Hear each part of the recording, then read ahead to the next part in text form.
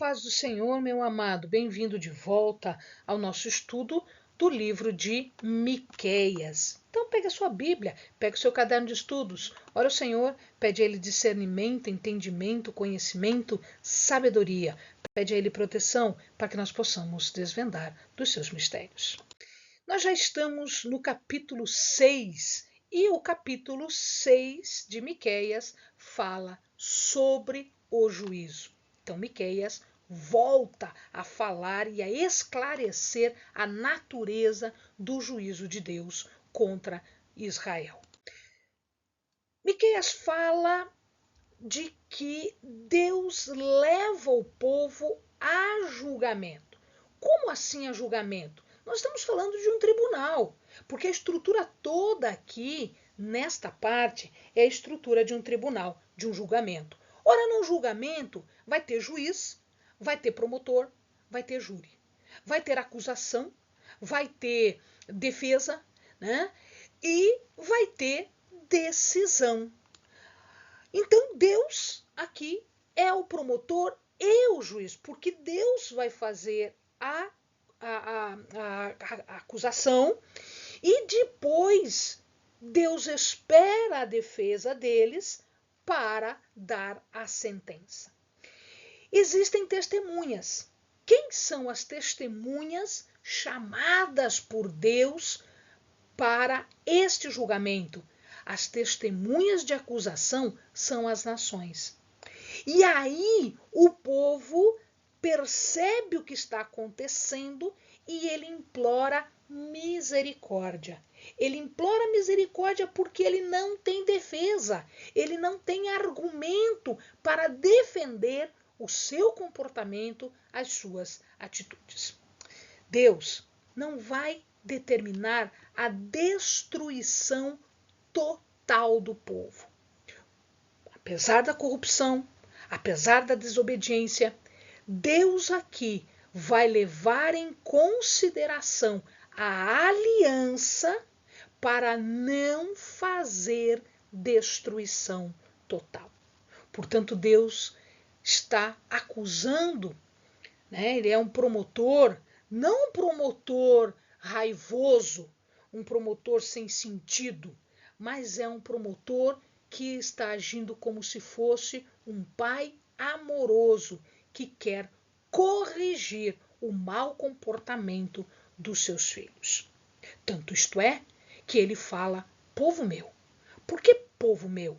Povo meu significa um relacionamento, porque é meu. Nós somos povo de Deus e ele é nosso Deus. Portanto, existe um relacionamento.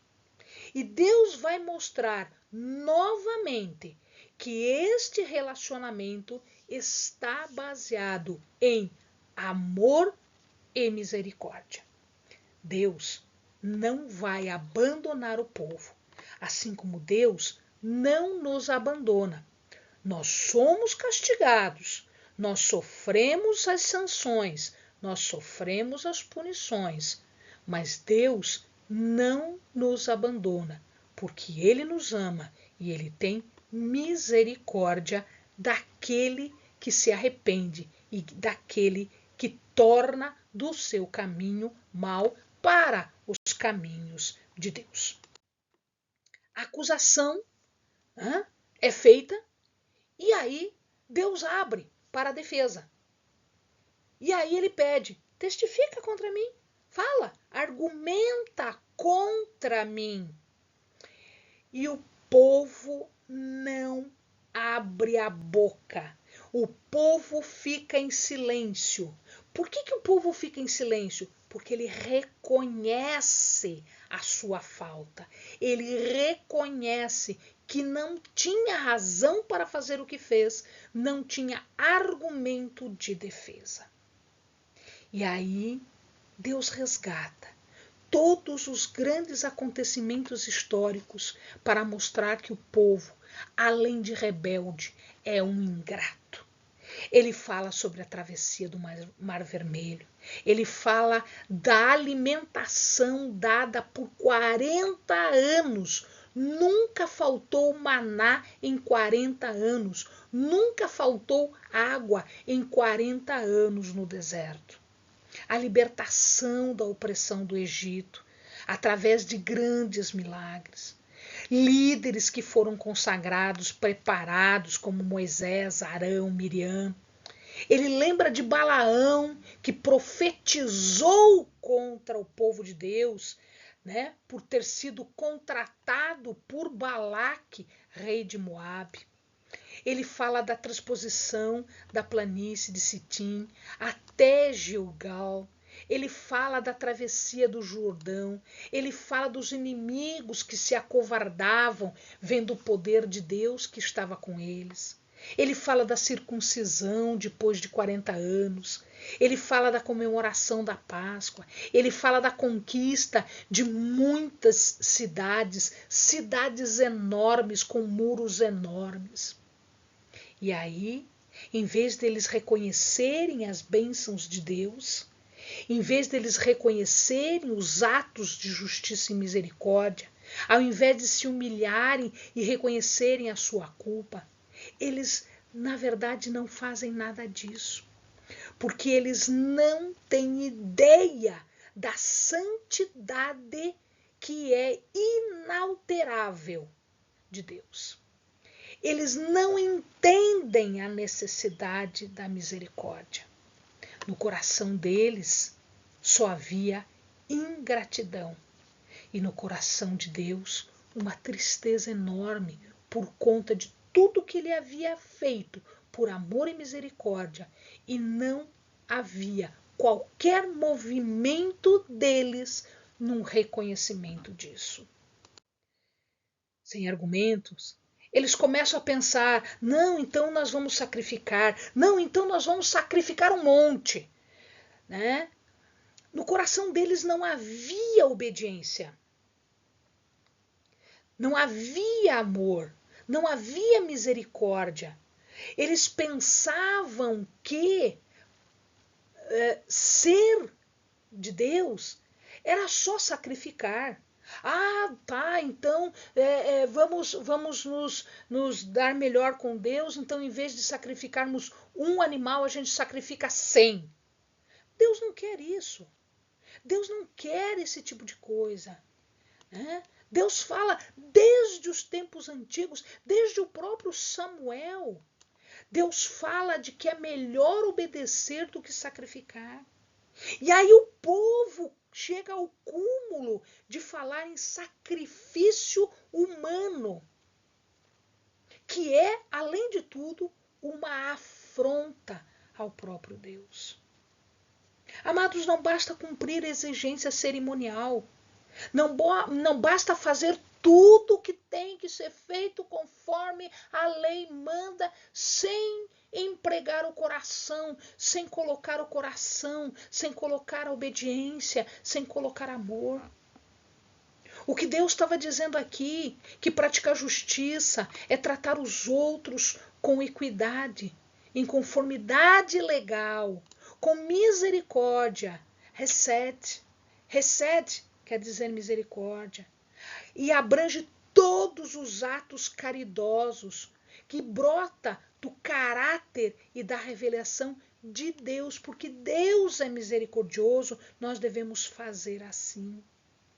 Agir com justiça, mishpat, que significa dizer que tem que agir em conformidade com o que é reto, com o que está na lei, e não com o sacrifício.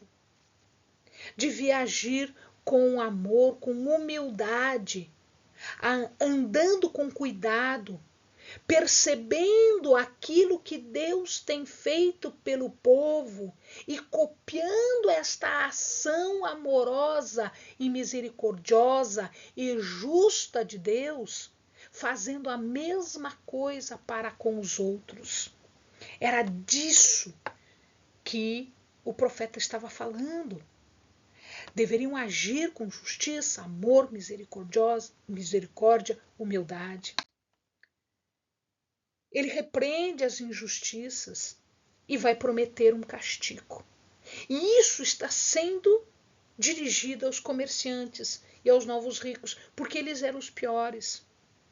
Não vamos nos esquecer dos sacerdotes, não vamos nos esquecer dos governantes, não vamos nos esquecer dos príncipes e dos falsos profetas. Mas aqui ele fala para eles. A razão da destruição que vocês vão presenciar, não só da cidade, não só do templo, mas de vocês, era a violência da injustiça. A injustiça era má.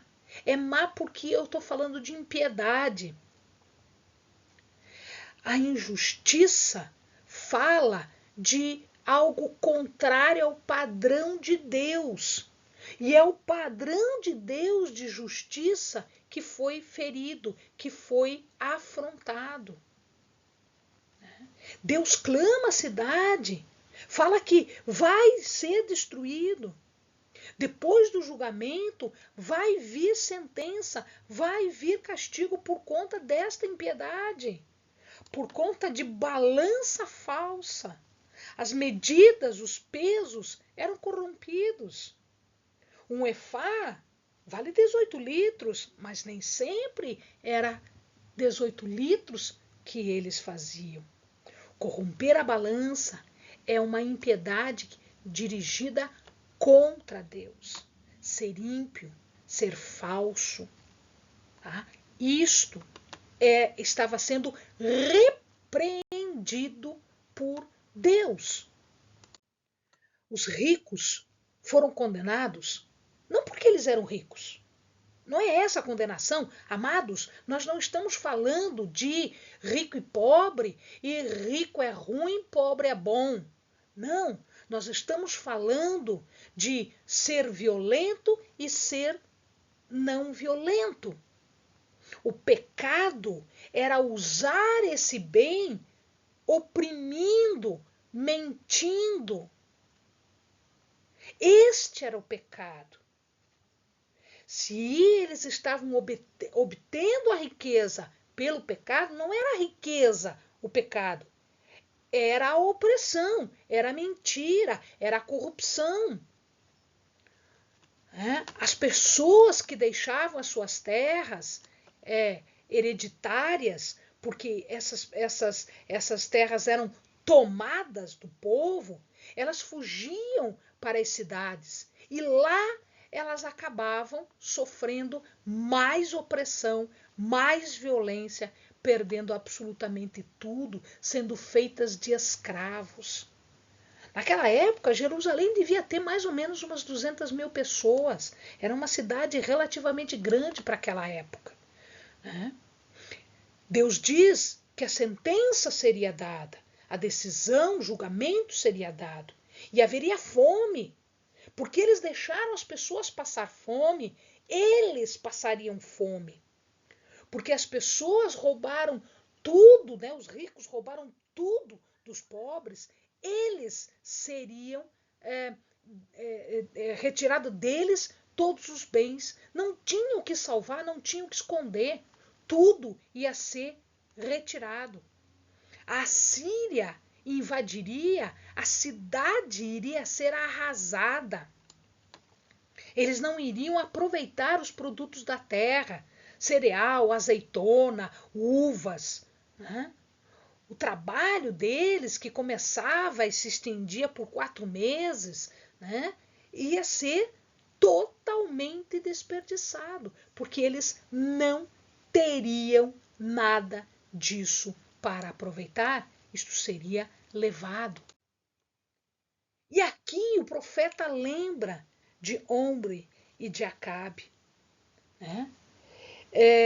O amado lembra da história de Omri e de Acabe.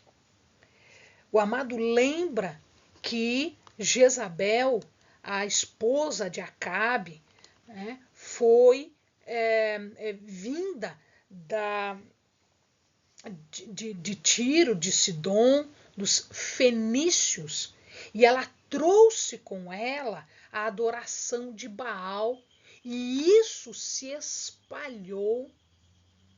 Omri acertou um casamento de Acabe com Jezabel, porque era um pacto político, e esse pacto foi denunciado por Isaías. E esse casamento trouxe o baalismo, a adoração de Baal, né, para dentro da terra de Deus. O baalismo e os tratados políticos eram uma rejeição a Deus, porque eles preferiam isso ao invés dos cuidados do Senhor. Lembrem-se do que Acabe fez com Nabote.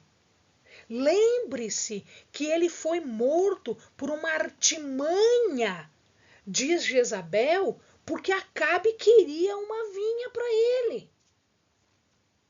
Judá escolheu não observar os estatutos. Judá escolheu não fazer as obras de Deus. Judá escolheu não andar de acordo com o conselho dos verdadeiros profetas.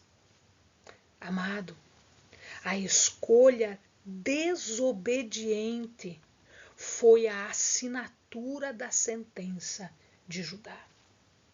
Portanto, fique atento, meu querido, porque escolher desobedecer é assinar a sua própria sentença de condenação. Assim como Israel, o reino de Israel fez, assim como o reino de Judá fez, até a destruição. Amém, amados? Bons estudos.